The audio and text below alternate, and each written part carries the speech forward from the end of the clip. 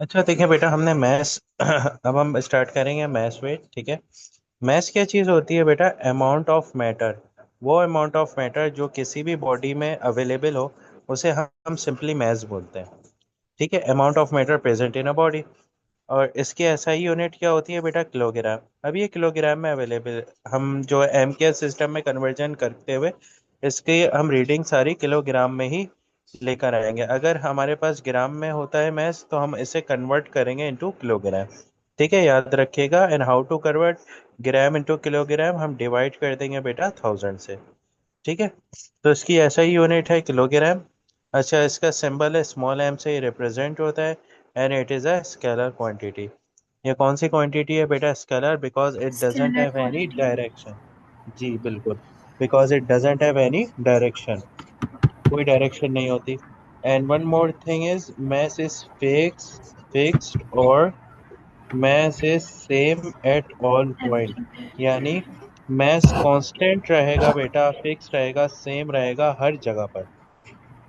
चाहे आप, ये ऑब्जेक्ट है, इसका mass अगर 2 किलोग्राम है, ये अर्थ पर हो, और अगर आप इस ऑब्जेक्ट को मूव करें फ्रॉम अर्थ टू मून, तो तब भी इसका मैस जो है वो 1 किलोग्राम ही रहेगा। इसका मतलब ये मैस इज कांस्टेंट और फिक्स एट एवरीवेयर। ठीक है। मैस मेजरिंग इंस्ट्रूमेंट हमारे पास कौन कौन से हैं बेटा? इलेक्ट्रॉनिक बैलेंस, ठीक है, बीम बैलेंस और पेन बैलेंस। इलेक्ट्रॉनिक बैलेंस वगैरह आपने शॉप पर देखे होंगे, जो शॉप्स पर होते हैं ये। और ये यूज्ड भी होते हैं एक दो जगह पर। डेंसिटी के केस में हम इलेक्ट्रॉनिक बैलेंस का जिक्र करेंगे। ठीक है। अब वेट क्या है बेटा? वेट से पहले ना हमें दो चीजें क्लियर करनी पड़ेंगी, ग्रेविटेशनल फील्ड और ग्रेविटेशनल फील्ड स्ट्रेंथ। देन हम उसके बाद वेट पर मूव करेंगे। ग्रेविटेशनल फील्ड क्या होती है बेटा? फील्ड होती है वो एरिया, वो रीजन जहां पर कोई भी चीज अफेक्ट कर रही हो। और ग्रेविटेशनल फील्ड वो एरिया, वो रीजन, वो जगह जहां पर ग्रेविटी की वैल्यू क्या कर रही हो बेटा? एक्ट कर रही हो। अब सर आप जैसे ये एक, ग्रेविटेशनल फील्ड रिपीट कर सकते हैं? जी जी, मैं ग्रेविटेशनल फील्ड ही आपको एक्सप्लेन कर रहा हूँ, देखें। नहीं, वापस से रिपीट कर सकते हैं? अच्छा देखिए, फील्ड क्या चीज होगी बेटा? वो एरिया, वो रीजन जहां पर कोई भी चीज अफेक्टेड हो। जैसे ग्राउंड में फील्डिंग होती है, तो वो फील्ड मतलब उस रीजन में ही अफेक्टेड होगी, अगर आप कोई भी कैच पकड़े या कुछ भी करें। तो ग्रेविटेशनल फील्ड वो एरिया, वो रीजन जहां पर ग्रेविटी की वैल्यू क्या कर रही हो? एप्लीकेबल हो, एक्ट कर रही हो। ठीक है। यानी अर्थ क्या करता है, इसकी एक्सप्लेनेशन देखें। ये अर्थ है। अब एक ऑब्जेक्ट अगर अर्थ के करीब आएगा, तो अर्थ क्या करता है? इस ऑब्जेक्ट पे एक डायरेक्शन लगाता है टुवर्ड्स इट्स सेंटर, इस तरीके से। अब कोई भी ऑब्जेक्ट होगा, वो अर्थ पे क्या करेगा बेटा? इस तरीके से अट्रैक्ट करेगा। ठीक है। तो ये जो जगह होती है जहां पर, जिसके अराउंड, यानी अर्थ यहाँ पर फील्ड एक्ट करवा दे किसी भी ऑब्जेक्ट के ऊपर, इसे हम बोलते हैं ग्रेविटेशनल फील्ड। क्लियर हुई बात? यस। सिंपल है। ठीक है। अच्छा, ये जो फील्ड लाइंस है बेटा, it is gravitational field lines. ये ग्रेविटेशनल फील्ड लाइंस है। ये जो है डायरेक्शन शो कर रही हैं कि तमाम की तमाम ऑब्जेक्ट जो है वो अर्थ के सेंटर पर एक्ट करेंगे जाकर। ठीक है। ठीक है। अच्छा, एक चीज यस। और, जितनी ज्यादा ग्रेविटेशनल फील्ड लाइंस का गैप होता है, इतनी लेस हमारे पास ग्रेविटेशनल फील्ड फोर्स होती है। यानी ग्रेविटेशनल फील्ड एक्ट जब करेगी जब हमारे पास लेस, हमारे पास क्या हो बेटा? डिस्टेंस हो। देखिए, the direction of gravitational field line shows the direction of force on any direction. ठीक है।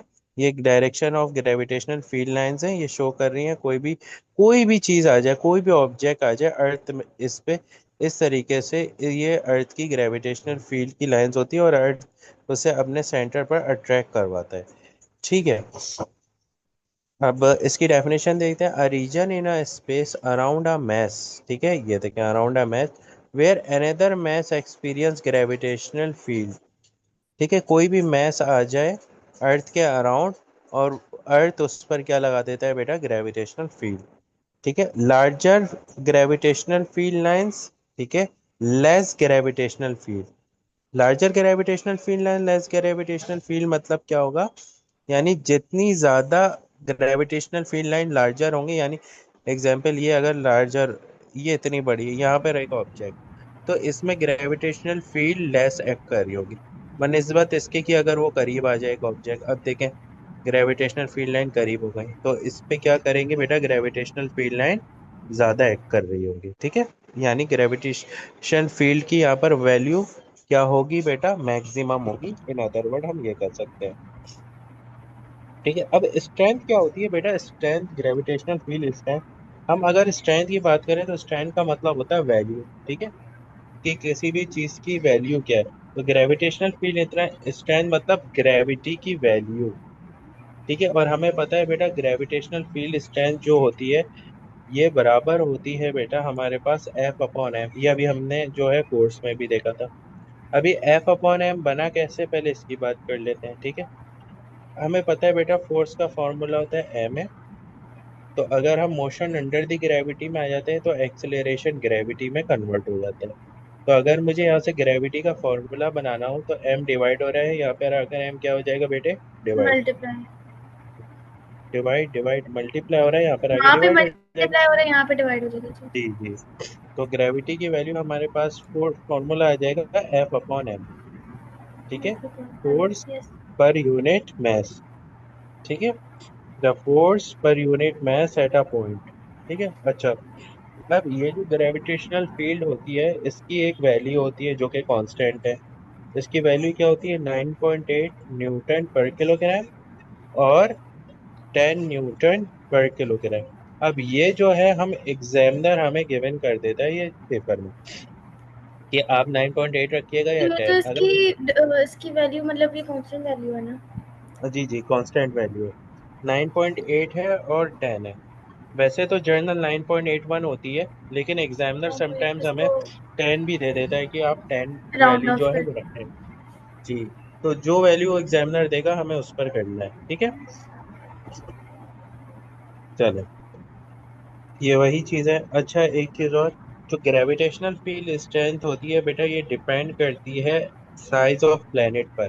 अब एक प्लेनेट है, अगर प्लेनेट का साइज स्मॉल है तो याद रखिएगा उसकी ग्रेविटेशनल फील्ड स्ट्रेंथ जो होगी वो वीक होगी। क्या होगी बेटे, वीक, वीक हो गई। ठीक है। अब जैसे अगर मैं कंपेयर कर लूं अर्थ और मतलब मून प्लैनेट को, का साइज अगर छोटा हुआ तो उसकी ग्रेविटेशनल फील्ड की स्ट्रेंथ वीक होगी, और अगर बड़ा हुआ तो उसकी स्ट्रेंथ स्ट्रांग होगी। ज्यादा होगी। यानी वीक होने का मतलब ये है उसकी ग्रेविटेशनल फील्ड स्ट्रेंथ की वैल्यू भी कम होगी, ठीक है। अब ओके। जैसे अर्थ और मून का अगर हम कंपैरिजन करें तो मून बहुत छोटा है अर्थ से, 1/6 टाइम, यानी 6 टाइम्स छोटा है मून ना अर्थ से। तो अर्थ की ग्रेविटेशनल फील्ड स्ट्रेंथ होती है 9.8 और मून की जो ग्रेविटेशनल फील्ड स्ट्रेंथ होती है बेटा वो होती है 1.6। तो ये भी हमें पता चल गया कि जो प्लेनेट बड़ा होगा उसकी ग्रेविटेशनल फील्ड स्ट्रेंथ ज्यादा होगी और जो और जो प्लेनेट छोटा प्लैनेट होगा छोटा उससे, होगा हाँ उसकी स्ट्रेंथ कम होगी। बिल्कुल, फील्ड स्ट्रेंथ क्या होगी बेटा, बहुत छोटी होगी, हाँ। ठीक है। तो इस पूरे टॉपिक में ग्रेविटेशनल फील्ड और ग्रेविटेशनल फील्ड स्ट्रेंथ में कोई इशू आपको, नो। नो। चले अब वेट पर आ जाए। वेट क्या चीज होती है बेटा, वेट सिंपल सा है। एक आपको क्या लगता है वेट क्या है? पहले आप बताएं। वेट वेट वो वैल्यू होती है जो किसी चीज़ की वैल्यू होती है जो किसी चीज़ का मास या फिर किसी चीज़ की वैल्यू होती है उसका वेट, जो उसको अर्थ की तरफ ड्रैग करते, ग्रेविटी की तरफ से, जो अर्थ अर्थ की की तरफ तरफ अट्रैक्ट, मिडल।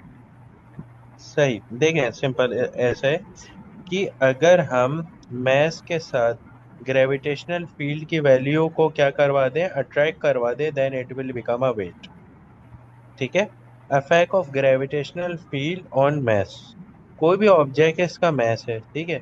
अगर वो अर्थ की ग्रेविटी में आ जाए तो अब वो मैस नहीं रहेगा, अब वो क्या वो बन वेट जाएगा बन बेटा, जाएगा, अब वो वो वेट, वेट बन वेट, जाएगा। सिंपल, जबरदस्त। तो वेट का क्या फॉर्मूला इफेक्ट होता है, of W is equal to gravitational M G, where M is the mass of an object and, and and G g is कुछ the, gravity of an gravity जबरदस्त, 9.8। 9.8 और 10, ठीक है। अच्छा, वेट का जो हमारे पास यूनिट है वो न्यूटन होती है, कैपिटल न्यूटन एन से रिप्रेजेंट करते हैं इसको हम, ठीक है। And weight is a vector quantity, why, because इसकी it has direction direction, earth की तरफ ग्रेविटी की। हाँ, जी, towards the centre of the centre earth. Of the ठीक है। हाँ, ठीक है। And second thing is weight is not fixed. Mass is fixed, but weight is not. Value of weight vary from planet to planet, vary from changes from place to तो place. ना sir because जैसे मास भी तो change होना चाहिए, क्योंकि अगर कोई चीज़ है, जैसे अगर जैसे एक एप्पल है, उसका वेट अगर हम लोग उसको आधा कर देंगे तो उसका वेट भी आधा हो जाएगा, तो उसका मास आधा क्यों नहीं होगा? बेटा आधा करने से तो हर किसी का महज भी आधा हो जाएगा ना। बात वो नहीं है कि आप आधा करें। बात ये है कि आप उस ऑब्जेक्ट को एज इट इज ले जाएं। अब जैसे एक ऑब्जेक्ट है, मैं आपको इसका क्लियर करता हूँ एक न्यूमेरिकल के थ्रू। तो अगर एज इट इज ठीक है, लेंगे तो फिर तो वेट भी सेम नहीं होगा। इधर इधर देख लेते हैं ना, देखें। अभी क्लियर करते हैं। अर्थ है, हम्म। और यहाँ पर अर्थ का डेटा बनाते हैं, यहाँ पे मून का। ठीक है। अब हम क्या करते हैं इसमें, हम एक ऑब्जेक्ट है उसका मैस कंसीडर करते हैं 2 किलोग्राम। ठीक है। और यहाँ पर भी मैं मैस उसका 2 किलोग्राम ही कंसीडर कर रहा हूँ। ठीक है। अब मैं अगर इसमें बोलता हूँ वेट फाइंड आउट करें, तो आप वेट का फॉर्मूला लगाएंगे, W = mg। सही है। तो इधर मैस कितना है 2, टू ग्रेविटी कितनी है बेटा, हम मल्टीप्लाई बाय 9.8। करें जरा मल्टीप्लाई, आंसर बताएं।